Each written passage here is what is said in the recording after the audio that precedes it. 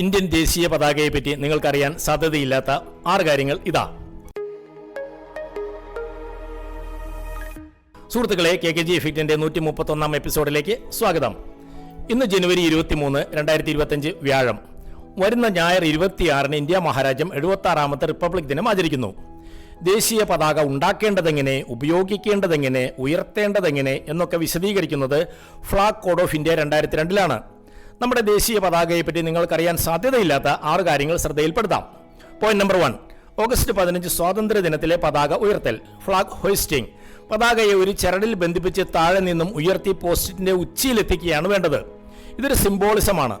Colonial ആധിപത്യത്തിൽ നിന്ന് മുക്തമായ ഒരു പുതിയ രാഷ്ട്രത്തിന്റെ ഉദയത്തെയാണ് ഇത് ഓർമ്മിപ്പിക്കുന്നത്.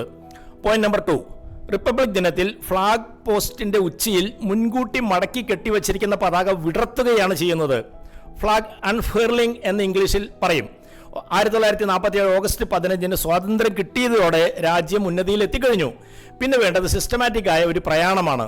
1950 ജനുവരി 26-ന് പതാക ഇങ്ങനെ വിടർത്തിയത് സൂചിപ്പിക്കുന്നത് സ്വാതന്ത്ര്യം കിട്ടിയ ഒരു രാജ്യം ഒരു ഭരണഘടനയെ അംഗീകരിച്ച് പൂർണ്ണമായും റിപ്പബ്ലിക്കായി എന്നതിനെയാണ്.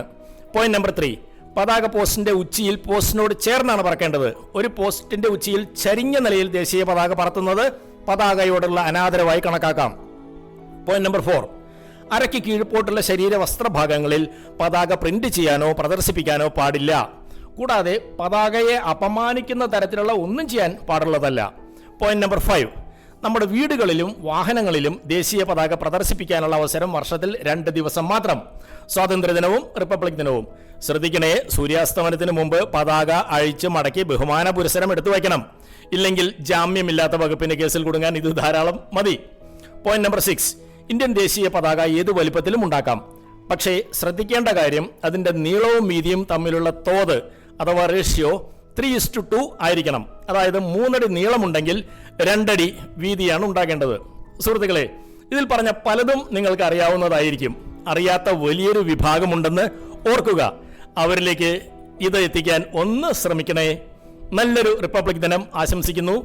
ജയ് ഹിന്ദ്. Bye from KKG.